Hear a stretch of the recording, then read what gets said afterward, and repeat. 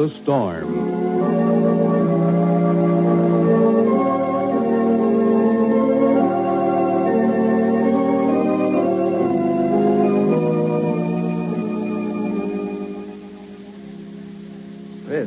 I just called to let you know I'll have to stay in New York until tomorrow. Oh, Phillip, what a shame. In this beastly weather, too. Phillip makes an incomplete explanation of his absence, and Christy spends an unexpectedly pleasant evening without him.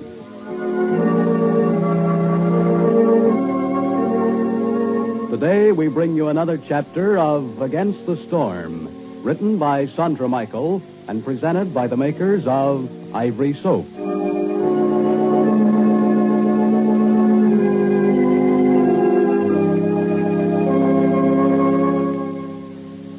But first, Ivory Soap presents Greetings to Babies. Today, Ivory Soap is greeting another baby in its brigade of junior Ivory Soap salesmen. We're greeting little Master John Lawrence Aston, 17 months old, who lives way out in Los Gatos, California. And say, John Lawrence has already decided that he wants the ladies in his family to have soft, smooth hands. Yep, he's just like all the rest of us men about that. You see, it made Johnny mighty distressed to see his mother bathing him with pure, gentle Ivory Soap and then turn right around and wash her dishes with strong soaps that made her hands rough and scratchy. So little John Lawrence thought and thought about how he could help his mother and get her to use ivory for her hands. He even grabbed that big white cake of ivories that floated by in his tub and tried to hand it to her. And one day, his efforts were rewarded.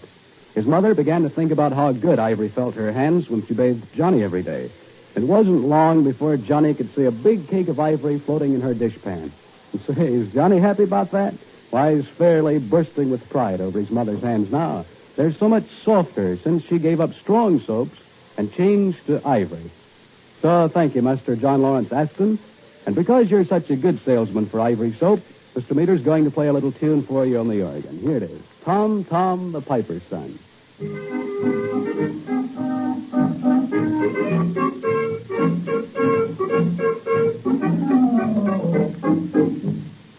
That was Ivory Soap's greeting to little John Lawrence Aston from Los Gatos, California, who taught his mother to use Ivory Soap in the dishpan and help her hands stay nice.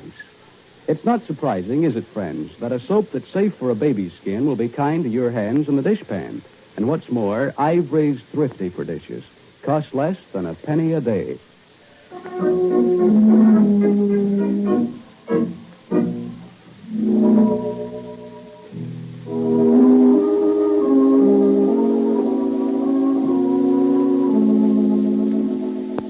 Philip Cameron left Hawthorne this morning for a business trip to New York.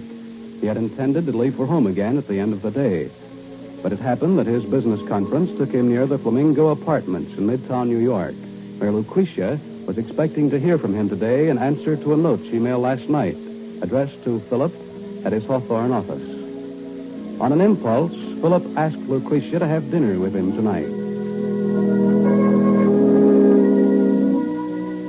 In a New York office, Philip Cameron waits for a report on a telephone call to Hawthorne. No answer at my home? No, Mr. Cameron. Ask them to try to reach Mrs. Cameron at Harper University, will you, Miss Wade? Harper University? Yes, in Old Hall. I just did, Mr. Cameron. Oh, really? Sorry, I guess I didn't hear you. They'll call back right away. Okay, that's fine. Look here, I hope I'm not taking up too much of your time with this, Ruth. Oh, no, indeed. Mr. Cornell won't have many letters for me today. I'm only too glad to help you. Well, that's really nice of you. Now, let's see. Oh, by the way, you know that Mr. Cornell called a meeting with the other attorneys for 3:30 this afternoon? Yeah, I got the message. And if they should want to meet in the morning as well? That'll be all right. I'm staying until tomorrow after all. Oh, I see. That's fine. Now, you wanted me to check this material with you. If you will, please. Just to be sure I've got all the data I need for the meeting. I'll take it. It's probably a call to Hawthorne. Oh, yes. Well, then I'll be... No. Don't go. This won't take a minute. Hello? Ready with Mrs. Cameron. Hello? Hello? Phillip? Yes, hello, Chris. Where are you? Well, I'm in my office at school. Oh, yeah. Well, I wasn't sure where they'd finally reached you. Nothing wrong, is there, darling? No. I just called to let you know that I'm afraid I can't get home tonight after all. Oh, really, Phil? Well, that's too bad. Yeah, I'm sorry. But it looks as if we'll have to have another meeting in the morning on this case. Oh, what a shame, Phil. I just saw Mother a little while ago, and she said the Hardys had asked if we wouldn't like to come over and take a swim in their pool tonight. Darn it, that's too bad. Why don't you go anyway? Well, I may. Lynn and Cassie are going, and Mother, so maybe I will. Oh, it's so beastly hot today. How's it up there? Awful. Oh, darling, what a shame. And you have to stay there. But you'll try to get back early tomorrow, then. Oh, yeah. Yeah, you bet. Look, Fritz, why don't you stay over at the family's place tonight? Well, maybe I will. Be cooler than the apartment, I guess. Yeah, that's what I was thinking. Well, have a good time tonight, Chris. I'll see you tomorrow. All right, darling. But we'll miss you. I hope you do. Goodbye, Chris. See you tomorrow. Bye, darling. Now then, let's have a look at these papers.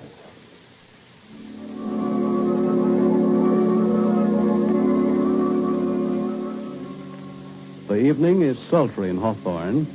Professor Allen's house is very quiet. The professor's just been foraging in the icebox. And upstairs in the professor's study, Mark Scott is seated alone at his desk. A green-shaded study lamp throws a bright gleam on the paper he is reading. The rest of the room lies in moist, airless gloom. Tiny beads of perspiration form on Mark's forehead, and his hair is damp and heavy. Against the screens of the open windows, pale moths of many sizes beat a soft and almost soundless drumming. And a big blue fly, insane with rage, sweeps into the light and back through the dark areas of the room in huge, feverish circles. Now and then, Mark looks up from his reading and starts as though he meant to do something about the blue fly, but each time he sinks down in his chair again.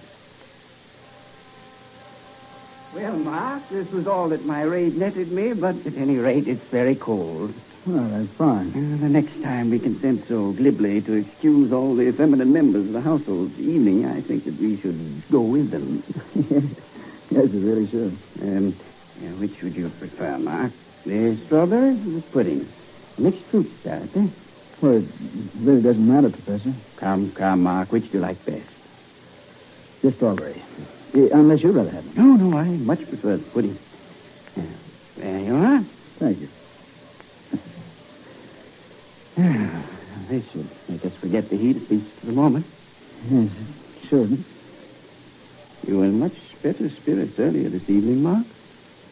Yes, but I've been reading the paper. Paper? Oh, the newspaper. Yes.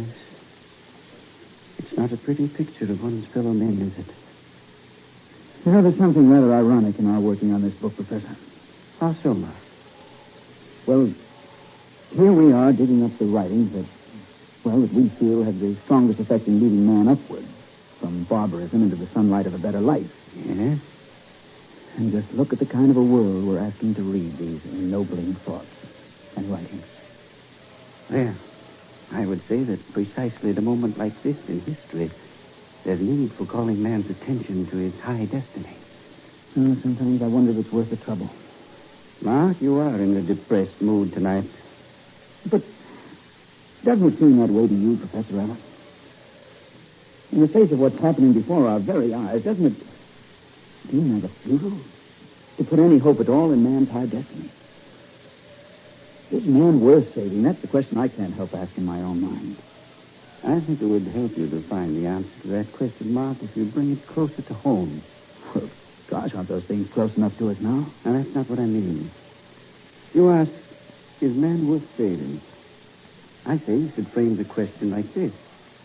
Are the people I know, the people I'm closest to, are they worth saving? You should say, is Taffy, is that old bookworm Professor Allen worth saving? Is Christie? Oh, I know. You're right, Professor, as usual. Nobody has any right to lose heart. Well, as to that, I think... what was that? Why, it sounds like... Gentlemen, are you home? Why, it is Christie. My word, they're back early. Hi. Aren't you too dead of the heat? Well, if we are, it's escaped our notice. Hello, Chris. Hello, Mark. You two should have been with us. Oh, it was heavenly. Have you all returned? Cool as a tray of ice cubes. Aren't you jealous? I can see we may as well give up any idea of work for this evening, Mark. I should say so. You're both wanted downstairs. Ice cream. Ice cream. How does that sound to you, Mark? Well, it sounds awfully good, Professor Allen. You two, pretending you're starved. As if I can't see you've just raided the icebox. Oh, that. Just a lonely little repast, my dear. Cliff. Not to be compared with a dish of ice cream in the company of 3 beautiful ladies. Heavens, come on downstairs and make that speech. Come on, Mark. Right with you, Christy.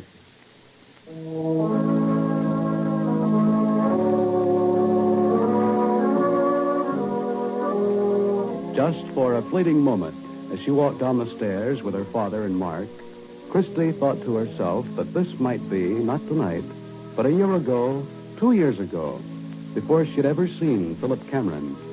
But then, of course, she thought of Phillip, who had to stay in New York tonight in this awful, oppressive weather.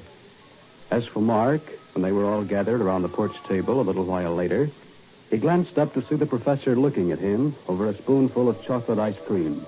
The professor raised his eyebrows and questioned, plainly asking, Is all this worth saving, Mark? And Mark's quick smile plainly answered, Worth saving, Professor. And it won't ever die.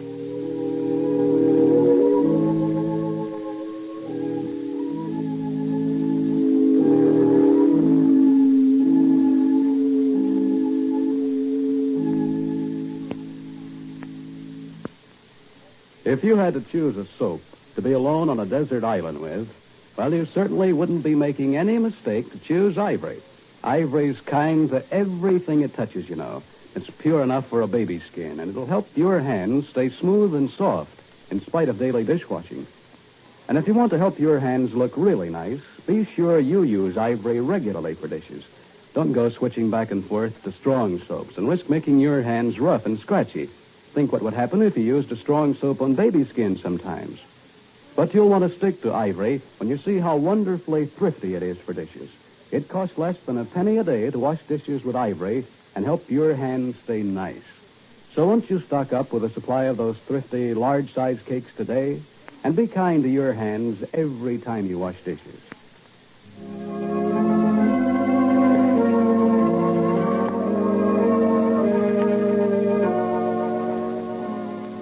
I should have told Chris I'm having dinner with Lucretia.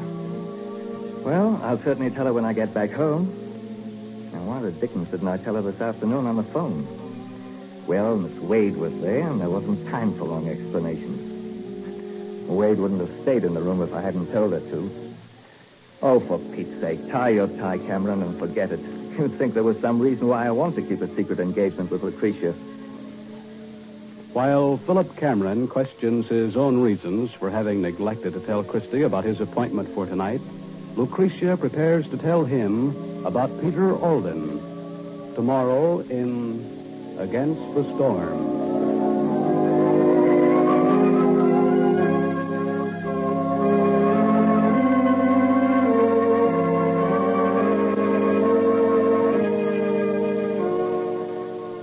This is Irwin Darlington saying goodbye for the makers of Ivory Soap. 99 and 44, 100% pure. It floats.